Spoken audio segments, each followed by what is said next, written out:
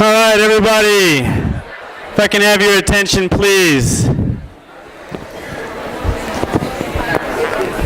Okay, so every week I was just informed by the class in here, there's an economics class right before this, and they're going to get out 5:50. So it's going to be a little bit of a challenge each week for us to be able to get in our seats quickly so we can start on time. This evening's a little bit special because it's me, but for our guest speakers the rest of the semester, some of them are VIPs on campus, things like that. We want to show as much respect to them as possible because they're coming out of their own personal schedule in their evening time to come speak to you guys. So every Tuesday I'm going to have to ask for you guys to try and find your seats as quickly as possible so we can get started on time so we're not keeping you late either. And then the second thing, she did mention that she's probably going to be closing the doors every week because it was very loud out there, so she was having trouble with instructing her class.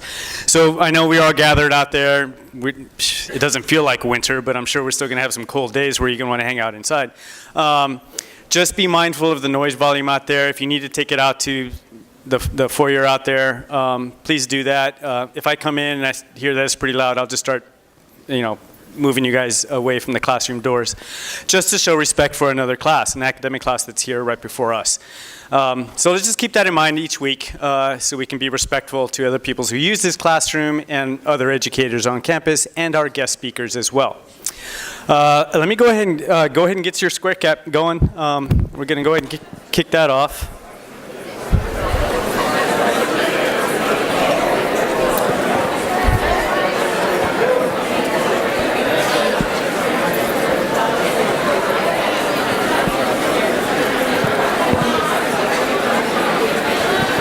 All right, your question is, what was the favorite part of winter break? Catching up with friends, spending time with family, including your pets, sleeping a lot, Star Wars Rogue One, or no classes?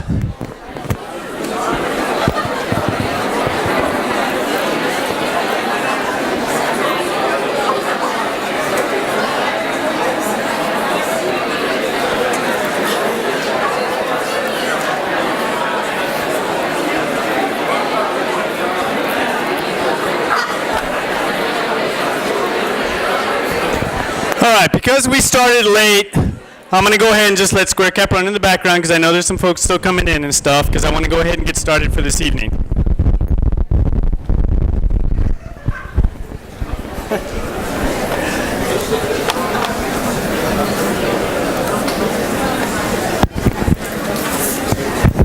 All right, so officially, welcome back.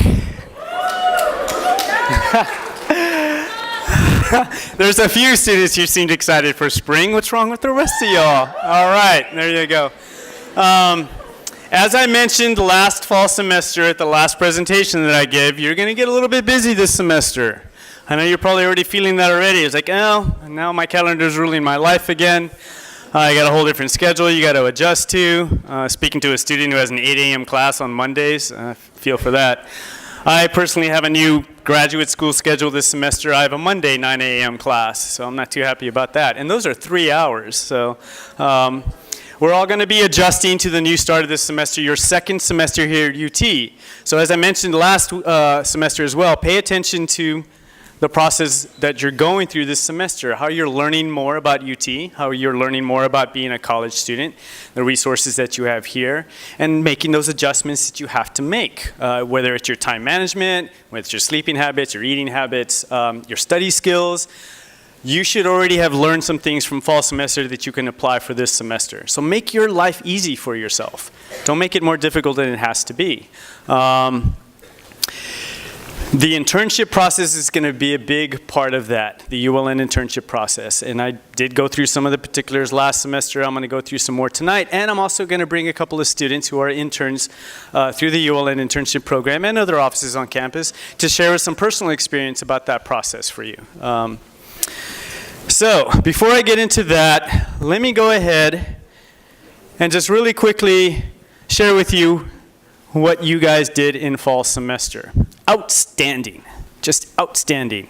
I think this is the second year where the first year students have really shown the other cohorts that you guys are invested in this. You guys are working hard for this. And I like that. You're paving the way. You guys are leaders. Average GPA for your cohort fall semester was close to a 3.0. For all of ULN, the average GPA is about a 3.0. So you guys are right there, 297. I'm very proud of all of you. Canvas assignments, 420, actually I don't think that number is accurate. It's close. 424 of you completed all the ULN assignments, all of them. I'm very happy about that because I take that course personally because I made it. Try to keep up with your assignments this semester. I am going to be kind of stepping up my accountability a little bit. I know the first semester I tried to, ease your transition to UT, but we are a scholarship program. You do have requirements, and I need to make sure I'm holding you guys responsible for that. So make my job easy for you. And I'll say the same thing I did last fall semester. I do not like holding scholarships. I don't. Please don't put me in that position because I'm accountable to my boss and my boss's boss and David Laudy as well. So you guys did not make that hard for me last fall. I appreciate that. So let's continue that going through the spring semester as you keep an eye on your Canvas assignments when they're due and when you need to get them in. If you're falling behind, reach out to me. Let me know what the problem is. If I can assist you to get through that, then I'll work with you. 355 of you had perfect attendance in fall. Thank you. I'm hoping that this semester will be the same, so we're providing you quality speakers. Square cap's not working?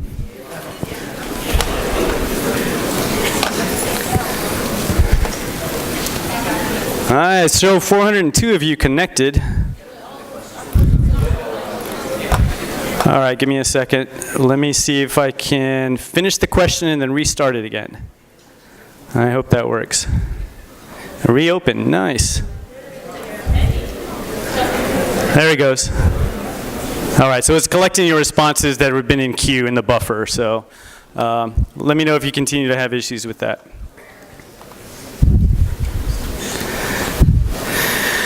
Uh, 61 of you only missed one session. So you add that to the 355, that's over 400 students that were here most of the time. And then I subtract the students that had course conflicts and who were in Longhorn Band. You guys are engaged. Director Smith, Dr. Smith is very proud of you all. You're showing that this is valuable to you. So I hope we can continue that in the spring semester as well. 4,398 service hours completed in one semester by just this class. Yeah, be proud of that. Be proud of that. One figure I forgot to take down from GivePulse was the economic impact those service hours had in this community. But just from prior years, I can tell there's probably over $100,000. Yes. You all are change agents here in the city of Austin. So you all probably saw the announcement that was in Canvas as part of my reminders for the start of this semester. And you probably also received the email from Dr. Smith over the winter break. ULN took a good hard look as far as your engagement, what we're providing to you, and what we're asking you to do for this semester. And we did it across all the cohorts as well. And we want to be a little bit more focused with that. And we also had a look on our side of things as far as the workload and the tools that we're using to work with the college students this year in ULN. GivePulse had some issues. We couldn't find some accurate reporting. It didn't tie in EIDs very smoothly. It didn't prevent multiple accounts. So you guys, many of you had several different profiles on there as well, because I know you're with Gateway and you're doing community service for them, or Foundation Scholars, or TIP, the service community. I know it was a little confusing, not only for you, but for us. So we just said, you know what? This is a little too problematic. Until we can kind of get a handle on this, let's not put undue requirements or pressure on the students to complete something that we don't have a full grasp of how we're accounting for that. So for this semester, community service is no longer a requirement for ULN. No longer a requirement for ULN, but you guys know how I feel about service. And the background that I came from, my social justice background through my college experience, my Jesuit volunteer corps for a year after college, and how I participated in my community here. I value it. I value it. And I mentioned at that last lecture in fall semester too that you should be making these things meaningful. So please continue to do service. Just because it's not a requirement for ULN, it may be a requirement for one of your other programs. But still get out there. Obviously, you're impacting your community, and you're being fulfilled by it from the responses that I read last semester too. So don't leave service out of your experience here at UT. Please make it an important part, because it is vital to be engaged in your community and to give back to it. It is, and it's fulfilling, it's rewarding. So just because it's not a requirement doesn't mean you have to stop doing service. What are we committed to as ULN members? Anybody want to throw anything out there for me real quick? Graduating in 4 years. I would say that's the #1 priority, definitely. We're a 4-year graduation program. This first week when we came back, the entire ULN staff, we put a fire under our seats and said, okay, let's make sure Texas 17 is on track. We reached out. We ran degree audits on the entire class. And we started emailing. We started calling. Hey, you're taking, you can graduate this spring if you take your Spanish requirement instead of mariachi ensemble, which is not a part of your degree plan. Don't extend it out any longer, especially you're on student loans, because then you'll be paying the tuition for classes you don't need for your degree and taking a loan out that you're going to have to pay back later.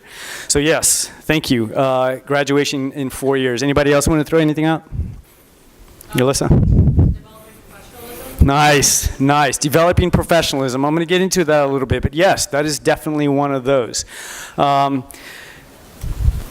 The core values, for one, that's what this whole course is based on. Who can name the core values real quick? All of them. Who can name one? Discovery. Nice. Another one, discovery. And what else? Individual opportunity. Leadership. Freedom.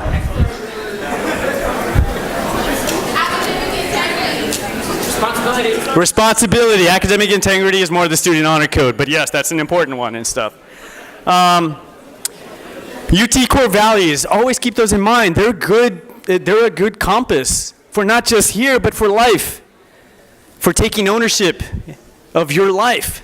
You are in control of your life. We all have choices. Use these as a framework on your daily activities, on your time here at UT, how you interact with friends and family, in the workplace, in your internship.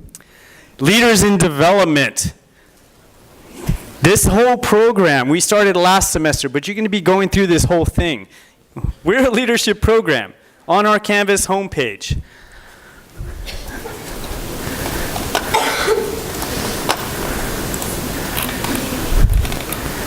See that quote on the bottom? How many people noticed that one? Thank you. Authentic leadership. Authentic leaders know what they are about and where they are going. In addition to knowing their purpose, authentic leaders are inspired and intrinsically motivated by their goals. They are passionate individuals who have a deep-seated interest in what they are doing and truly care about their work.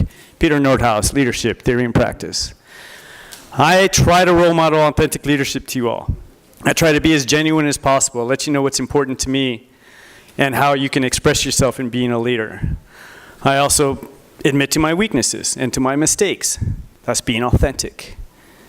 Try to do that when you're here, when you start becoming leaders in campus organizations, when you become an RA, or you start holding those chair positions, or you're in the workplace or your internship and stuff. Try to always be mindful of how you're presenting yourself and making sure that it is authentic leadership. I know you hear it all the time. Fake it till you make it. I don't believe in that. I do not. Because if you're faking it, it means you're in a place you don't belong. You're not being who you are.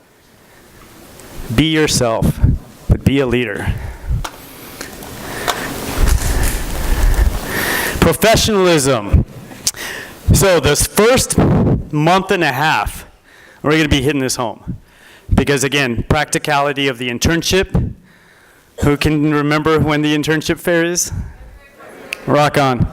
February 14th, so everything leading up to that date, and even right after that, we're going to be focusing on your professional development. We're going to help you with this. Your mentors are going to help you with this. The rest of the staff is going to help you with this. Even former staff is going to come back and talk to you about this from the Macomb Scholars Program over in business. Leadership, I already just went through that, and service, again. You can still perform service, even though it's not a requirement for this program. So how do you do that this spring semester? Own it. Engage in this. I was just having a conversation with Adriana Melgar right before this session, and we were kind of talking about that. You know, how we witness kind of patterns with first-year students. You know, some of them come in, and I'm not naming names or thinking or saying there's people here, or maybe there were some of you who had this experience your first semester in fall. How you kind of just let things happen around you because either it was overwhelming or you just didn't feel comfortable or the unknowns of starting a college education. So sometimes we kind of fall into, I've done it, you know, I use the analogy, you're on a tube and you're just floating down the river and life is kind of happening around you and you're letting it happen. And then there's those students who are in the canoe and they're paddling and they're steering it and they're getting to their destination a lot faster because they're propelling themselves down that river. That's what you need to do. Be actively involved in your education while you're here at UT, but also the things outside of the academics.